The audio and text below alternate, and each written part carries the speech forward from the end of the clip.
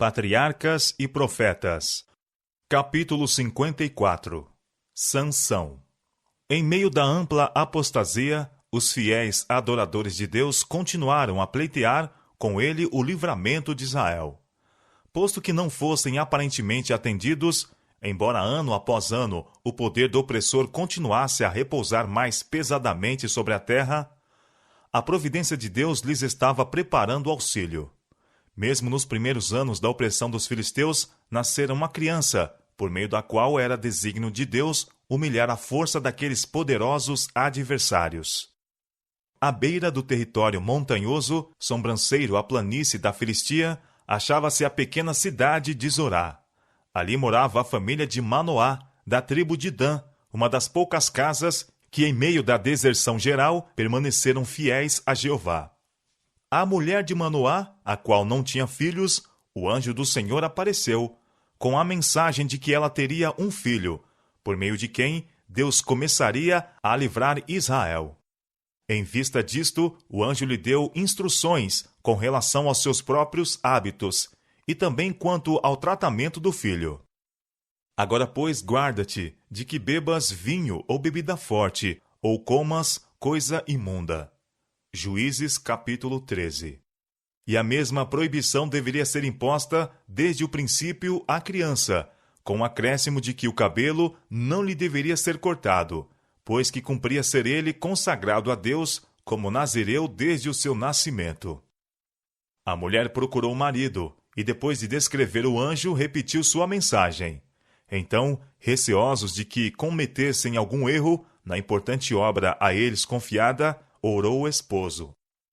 Rogo-te que o homem de Deus que enviaste ainda venha para nós outra vez e nos ensine o que devemos fazer ao menino que há de nascer. Quando o anjo de novo apareceu, a ansiosa indagação de Manoá foi: qual será o modo de viver e serviço do menino? A instrução prévia foi repetida. De tudo quanto eu disse à mulher se guardará ela. De tudo quanto procede da vide de vinho não comerá, nem vinho, nem bebida forte beberá, nem coisa imunda comerá. Tudo quanto lhe tem ordenado, guardará. Deus tinha uma importante obra para o prometido filho de Manoá realizar, e foi para assegurar-lhe as habilitações para esta obra que os hábitos de ambos, mãe e filho, deveriam ser cuidadosamente regulados. Nem vinho nem bebida forte beberá. Foi a instrução do anjo à mulher de Manoá. Nem coisa imunda comerá, tudo quanto lhe tem ordenado guardará. O filho será influenciado para o bem ou para o mal pelos hábitos da mãe. Ela própria deve ser governada pelos princípios e praticar a temperança e renúncia de si mesma, se quer o bem-estar do filho. Conselheiros imprudentes insistirão com a mãe quanto à necessidade de satisfazer todo o desejo e inclinação. Mas tal ensino é falso e pernicioso. A mãe é colocada por ordem do próprio Deus sob a obrigação mais solene de exercer o domínio de si mesma. E os pais, bem como as mães, acham-se incluídos nesta responsabilidade. Pai e mãe transmitem aos filhos suas características mentais e físicas e suas disposições e apetites.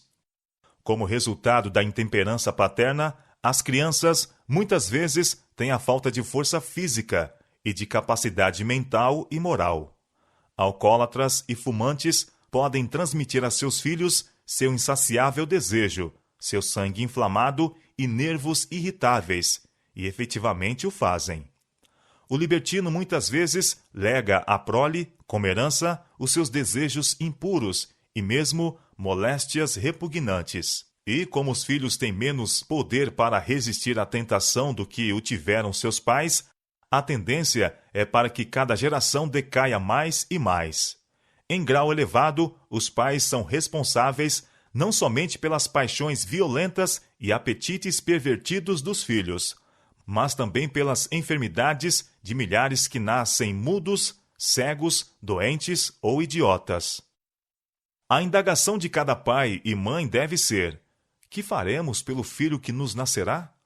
O efeito das influências pré-natais tem sido por muitos considerado levianamente, mas a instrução enviada do céu àqueles pais hebreus, e duas vezes repetida da maneira mais explícita e solene, mostra como é este assunto considerado por nosso Criador. E não era bastante que o filho prometido recebesse um bom legado dos pais.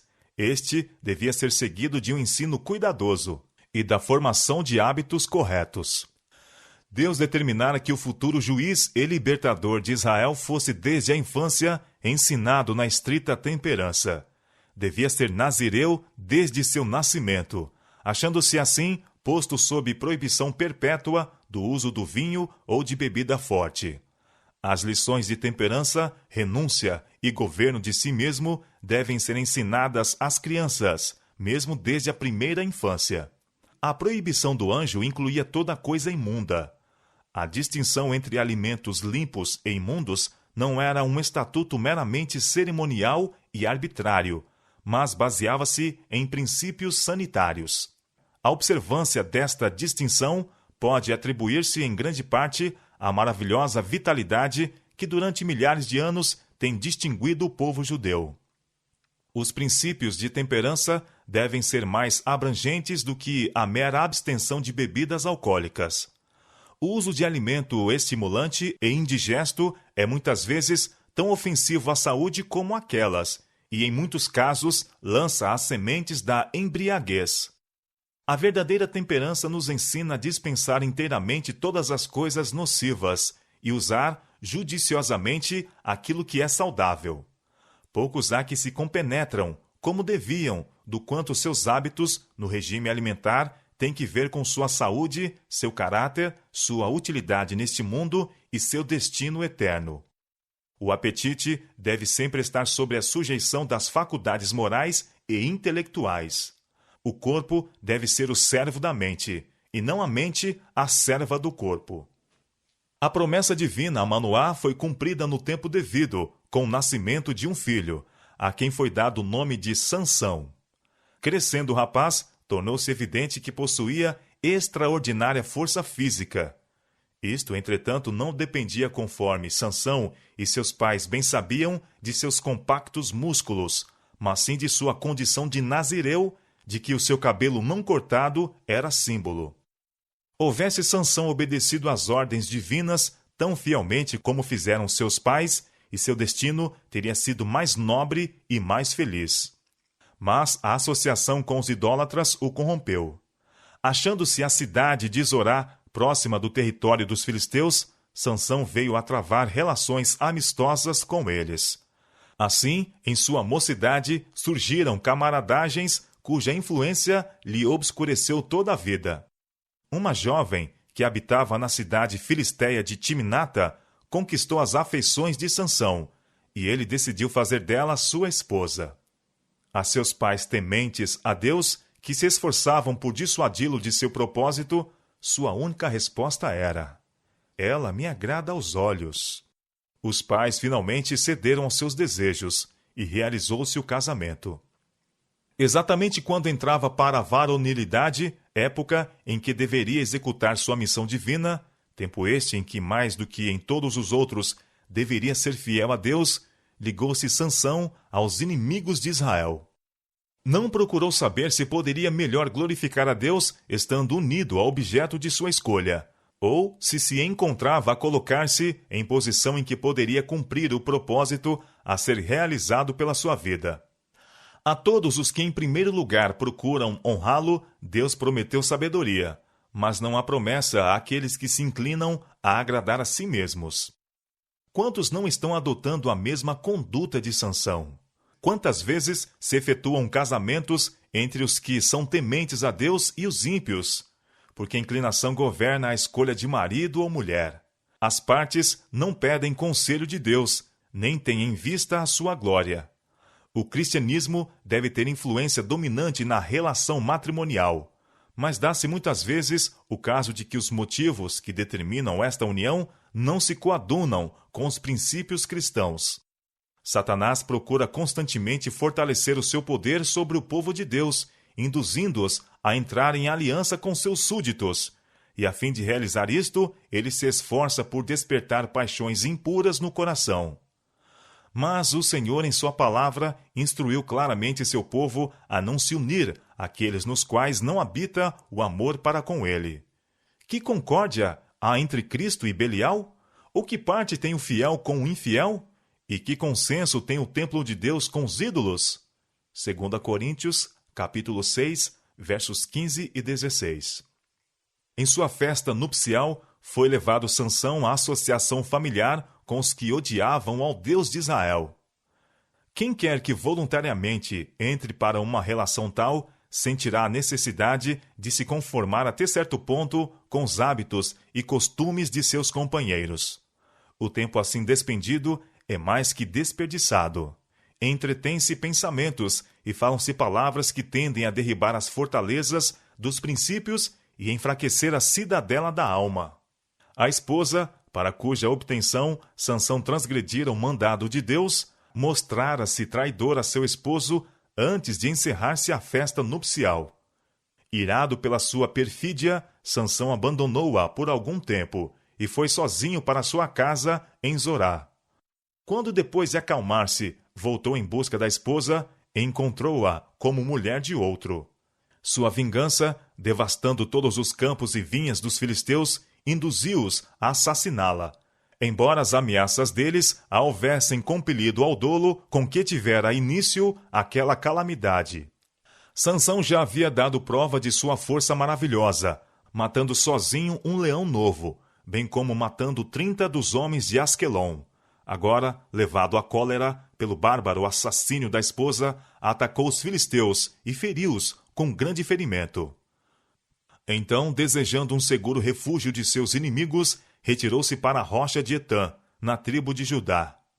Para aquele lugar foi ele perseguido por poderosa força, e os habitantes de Judá, grandemente alarmados, concordaram de maneira vil entregá-lo a seus inimigos. Em conformidade com isto, 3.000 homens de Judá subiram a ele. Mas mesmo com tal disparidade, não teriam ousado aproximar-se dele, se não se houvessem assegurado de que ele não faria mal a seus compatriotas. Sansão consentiu em ser ligado e entregue aos filisteus, mas primeiro exigiu dos homens de Judá a promessa de o não atacarem e o compelirem assim a destruí-los. Permitiu-lhes que o ligassem com 2 cordas novas, e foi levado ao arraial de seus inimigos, por entre demonstrações de grande alegria. Mas, enquanto suas aclamações estavam a despertar ecos nas colinas, o Espírito do Senhor possantemente se apossou dele. Rebentou as fortes cordas novas, como se fossem fios de linho queimados. Agarrando então a primeira arma à mão, a qual, embora fosse apenas a queixada de um jumento, foi mais eficaz do que espada ou lança. Feriu os filisteus até que fugiram aterrorizados, deixando 1.000 homens mortos no campo. Estivessem os israelitas prontos a unir-se a Sansão e continuar a vitória, e poderiam, nesta ocasião, ter se livrado do poder dos opressores. Mas eles se haviam tornado desanimados e covardes. Negligenciaram a obra que Deus lhes ordenara fazer, desapossando os gentios e unindo-se a eles nas suas práticas degradantes, tolerando-lhes a crueldade, e mesmo favorecendo-lhes a injustiça, enquanto esta não se revertia contra eles. Ao serem trazidos sob o poder do opressor, submetiam-se timidamente à degradação de que poderiam ter escapado, caso houvesse tão somente obedecido a Deus. Mas quando o Senhor lhes levantava um libertador, abandonavam-no com frequência e uniram-se a seus inimigos. Depois da vitória de Sansão, os israelitas o tornaram juiz e governou durante 20 anos. Mas um passo errado prepara o caminho para outro. Sansão tinha transgredido o mandado de Deus, tomando esposa dentre os filisteus, e outra vez aventurou-se a ir entre eles, agora seus inimigos mortais, com o fim de satisfazer paixões ilícitas. Confiando em sua grande força, que inspirara tanto terror aos filisteus, foi ousadamente a Gaza visitar uma prostituta daquele lugar. Os habitantes daquela cidade souberam da sua presença e estavam ansiosos de vingança. Seu inimigo estava encerrado com segurança dentro dos muros da mais potentemente fortificada de todas as suas cidades. Estavam certos de sua presa e apenas esperavam amanhã para completarem o seu triunfo. À meia-noite, Sansão foi despertado. A voz acusadora da consciência encheu-o de remorsos ao lembrar-se de que violara seus votos de Nazireu. Mas, apesar de seu pecado, a misericórdia de Deus não o abandonara. Sua prodigiosa força de novo serviu para livrá-lo. Indo à porta da cidade, arrancou-a do lugar e levou-a com as ombreiras e tranca ao cimo de uma colina no caminho de Hebrom. Contudo, mesmo esta difícil escapada não lhe deteve a má conduta. Não se arriscou outra vez a ir entre os filisteus, mas continuou à procura daqueles prazeres sensuais que o estavam atraindo à ruína. Ele se afeiçoou a uma mulher do vale de Soreque, não longe de seu próprio lugar de origem. O nome dela era Dalila, a consumidora. O vale de Soreque era célebre pelas suas vinhas. Estas também ofereciam uma tentação ao vacilante nazireu que já havia condescendido com o uso do vinho, quebrando assim outro laço que o ligava à pureza e a Deus. Os filisteus observavam vigilantemente os movimentos de seu inimigo, e quando este se degradou pela sua nova aliança, resolveram, por meio de Dalila, efetuar sua ruína. Uma delegação composta de um dos principais homens de cada província filisteia foi enviada ao vale de Soreque. Não ousavam tentar prendê-lo enquanto estivesse de posse de sua grande força. Antes era seu propósito saber, sendo possível, o segredo de seu poder. Subornaram, portanto, a Dalila para o descobrir e revelar. Importunando a traidora Sansão com suas perguntas, ele a enganou, declarando que a fraqueza de outros homens lhe sobreviria se fosse experimentado certos processos. Quando ela punha aquilo à prova, descobria-se o embuste.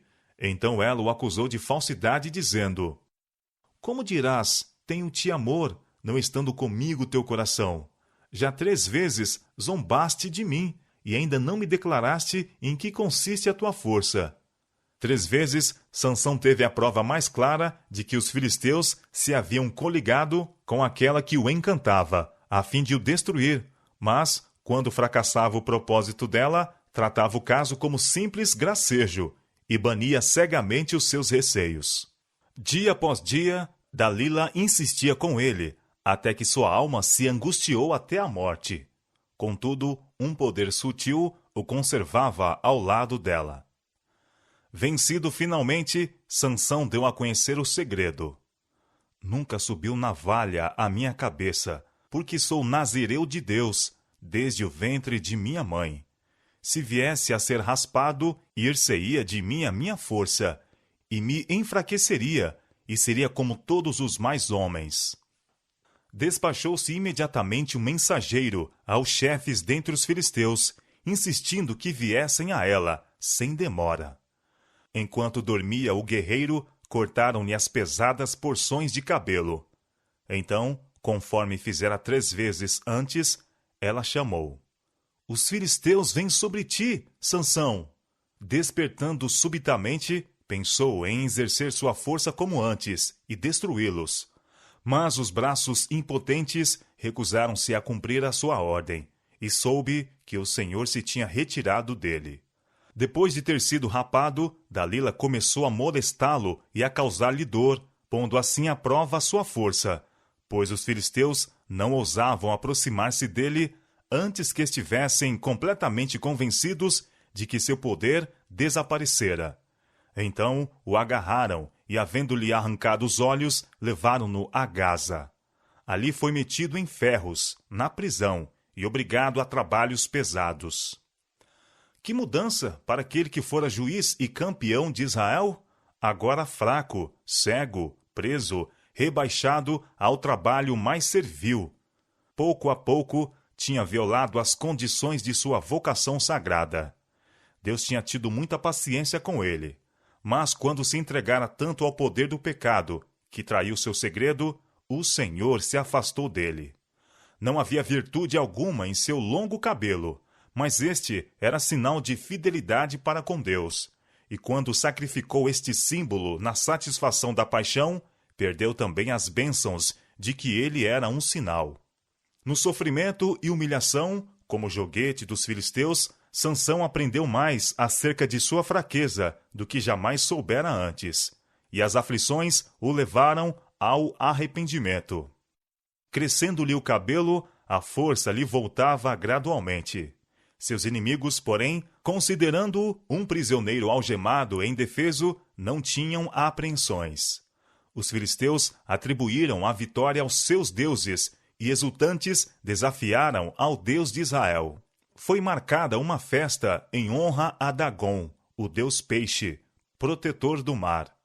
Das cidades e dos campos, por toda a planície dos filisteus, o povo e seus grandes se congregaram. Multidões de adoradores enchiam o vasto templo e as galerias próximas do teto. Era uma cena de festa e regozijo. Havia a pompa do serviço sacrificial, seguido de música e banquetes. Então, como o máximo troféu do poder de Dagom, foi trazido Sansão. Aclamações de triunfo saudaram o seu aparecimento. O povo e os príncipes zombaram de seu estado miserável e adoraram o Deus que subvertera o destruidor de seu país. Depois de algum tempo, Sansão, como se estivesse cansado, pediu permissão para recostar-se de encontro às duas colunas centrais em que se apoiava o teto do templo. Proferiu então silenciosamente a oração. Senhor Jeová, peço-te que te lembres de mim e esforça-me agora só esta vez, ó Deus, para que de uma vez me vingue dos filisteus. Com estas palavras, cingiu com os poderosos braços as colunas e, clamando, morra eu com os filisteus, curvou-se e o teto caiu, destruindo em um só fragor toda aquela vasta multidão. E foram mais os mortos que matou na sua morte do que os que matara na sua vida. O ídolo e seus adoradores, sacerdotes e camponeses, guerreiros e nobres foram juntamente sepultados sob as ruínas do templo de Dagom. E entre eles estava o corpo gigantesco daquele que Deus escolhera para ser o libertador de seu povo. Notícias da terrível destruição foram levadas à terra de Israel, e os parentes de Sansão desceram de suas colinas e, sem encontrarem oposição, recobraram o corpo do finado herói. E subiram com ele, e sepultaram-no entre Zorá e Estaol, no sepulcro de Manoá, seu pai. A promessa de Deus de que por meio de Sansão começaria a livrar a Israel das mãos dos filisteus foi cumprida. Mas quão tenebroso e terrível é o relato daquela vida que poderia ter sido um louvor a Deus e uma glória para a nação. Se Sansão tivesse sido fiel à vocação divina, ter-se-ia cumprido o propósito de Deus em sua honra e exaltação. Mas ele rendeu-se à tentação e mostrou-se infiel à sua incumbência, e sua missão cumpriu-se com a derrota, escravidão e morte. Fisicamente falando, Sansão foi o homem mais forte da terra, mas no domínio de si mesmo, na integridade e firmeza, foi um dos mais fracos. Muitos tomam erradamente as paixões fortes como caráter forte, mas a verdade é que aquele que é dominado por suas paixões é homem fraco. A verdadeira grandeza do homem é medida pela força dos sentimentos que ele domina, e não pelos sentimentos que o dominam. O cuidado providencial de Deus estivera com Sansão, a fim de que ele pudesse estar preparado para realizar a obra que fora chamado a fazer. Mesmo no princípio da vida, esteve cercado de condições favoráveis para a força física, vigor intelectual e pureza moral.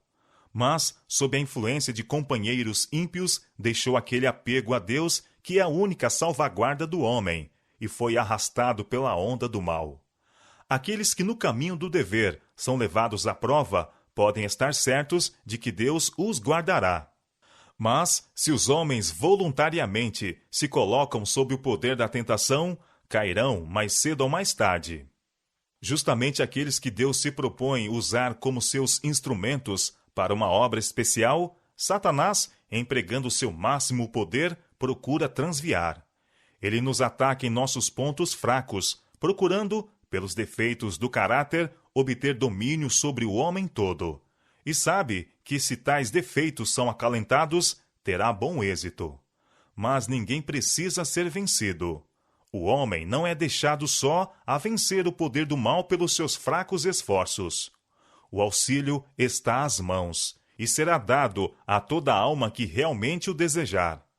Anjos de Deus que sobem e descem pela escada que Jacó viu em visão, auxiliarão a toda alma que o deseje a subir mesmo aos mais altos céus.